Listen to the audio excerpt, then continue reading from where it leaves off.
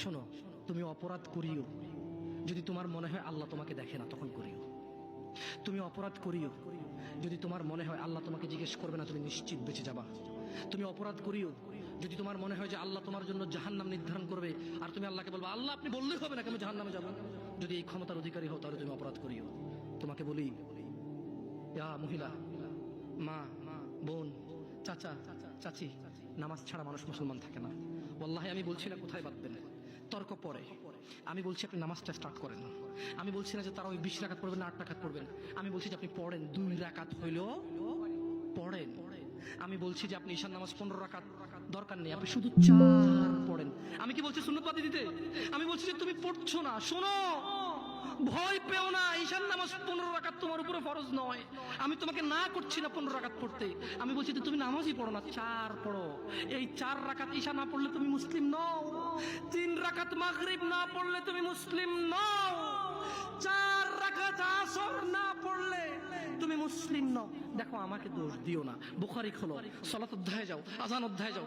আল্লাহর নবী বলেছে তারা ওরা কাফির, ওরা মুশরিক, ওদের আর আমি মুহাম্মদুর রাসূলুল্লাহ সাল্লাল্লাহু আলাইহি ওয়াসাল্লামের উম্মতের মধ্যে পার্থক্য হচ্ছে নামাজ। সুবহানাল্লাহ। ও সাহাবা, ও উম্মত, তুমি চিনবা মুহাম্মদের উম্মতকে সাল্লাল্লাহু আলাইহি ওয়াসাল্লাম। ও আমার উম্মত, তুমি কি আমার উম্মতকে চিনতে চাও? শোনো, তারা যারা আমার উম্মত না, আর এরা যারা আমার উম্মত, ওটা আমার উম্মত যারা নামাজ পড়ে না, আমার উম্মত। তুমি আল্লাহর নবীর উম্মত ছাড়া কিভাবে মুসলমান হবা? তোমাকে আমি বলি নামাজটা ছাড়ি প্লিজ। তুমি যে যে অপরাধে লিপ্ত আছো ছেড়ে দাও, চেষ্টা করো, কিন্তু নামাজটাকে তুমি এখন থেকে করবা। তোমার ফজর মিস হওয়া চাই না। তুমি যদি সারা জীবন নামাজ না পড়ো আমার যায় আসে না। তুমি যদি সারা জীবন নামাজ পড়ো আমার কিছু লাভ আছে। তুমি নামাজ পড়লে নাকি আমি আমার লাভে কথা বলছি। শোনো, তুমি নামাজ না পড়লেও আমার লাভ আছে। কি? ইন্নামাল আমালু বিন্নিয়া। আমি নেকির উদ্দেশ্যে কথা বলছি, আমার নেকি হয়ে যাবে। কে ঠেকাবে? তুমি তো আর আল্লাহকে ঠেকাইতে পারবা না। তুমি নিজেকে না নামাজ থেকে বিরত রাখতে পারবা, আল্লাহ যদি নেকি দিয়ে ঠেকাইতে পারবা? তাহলে আমরা সবাই মিলে বলি আল্লাহর দিকে তাকিয়ে শেভ করিয়েন না। দেখেন এটা অনেক কিছু না, এমন না যে শেভ করলে আপনি একেবারে কাফের হয়ে গেছেন, মুশরিক হয়ে গেছেন, এমন না। লজ্জা থাকা উচিত। কিভাবে কাটতেছেন? কিভাবে? কেফ? মহিলার ওঠে না, আপনার ওঠে, কেমনে কাটতেছেন? গলা কেটে দিবেন? কাটবেন না কেন? এটা হারাম। এটা কাটাও তো হারাম। শুকর খাওয়া কি হারাম?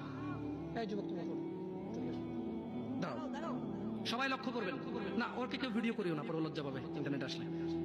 তোমাকে এখন শুকরের মাংস দেবো, খাবা? কেন খাবা না? জোর বলো। আপনি শুকরের মাংস খাবেন? আপনি কুকুরের মাংস খাবেন?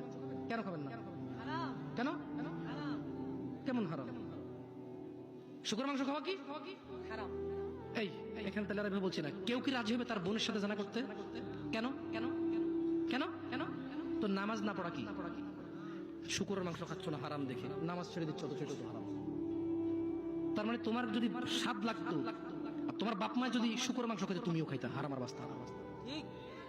তোমার বাপ নামাজ পড়ে না যুবক, তাই তুমি নামাজ পড়ো না। তোমার বাপে ভাত খায় তাই তুমি ভাত খাও, পাকিস্তানের রুটি খায় তাই ওরা রুটি খায়, চাইনিজরা এভাবে লাঠি দিয়ে খায়, ওরা লাঠি দিয়ে খায়। শোনো, তুমি বলতে চাচ্ছ তুমি শুকর খাও না কারণ এটা হারাম, তুমি মিথ্যু, তুমি একটা চরম মিথ্যাবাদী ধোঁকাবাজ। ঠিক। তুমি বলছো তুমি শুকর খাও না, এটা হারাম না? তাহলে তুমি নামাজ না পড়ো তো হারাম, তুমি কেমনে ছেড়ে দিচ্ছ? এই যুবক, তোমাকে যদি বলে ন্যাংটা হয়ে হাঁটো, হাঁটবা? কেন? কেন? কেন? ন্যাংটা হয়ে কেন হাঁটবা না? কি নোংরা কাজ? নামাজ পড়ো না, তোমার শরম লাগে না? শুকরের মদ কি রাস্তায় হেঁটে মদ খেতে পারবে? কার সাহস আছে? এখানে সাহসের অভাব নেই, বাপরে বাপ, এই কথা বলে আবার কারো সাহস জায়গা দিতে চাই না। তবে অনেকেই চাইবে না, অনেকেই। কেন শরম? কেন? কারণ কেউ যদি রাস্তা দিয়ে হেঁটে হেঁটে মদ খায়, ওর সাথে কেউ মেয়ে বিয়ে দিবে? কেউ? আপনি রাজি হবেন? রাস্তায় ভাবে মদের বোতল নিয়ে হাতে হাতে মদ খায়, এর কাছে মেয়ে বিয়ে দিবেন? কেন? কেন? এটা নির্লজ্জ লোক, মদ হেঁটে হেঁটে খায় ওপেনে। এই ছেলেটাই কিন্তু ওপেনে নামাজ পড়ে না, আপনি মেয়ে বিয়ে দিচ্ছেন। ঠিক।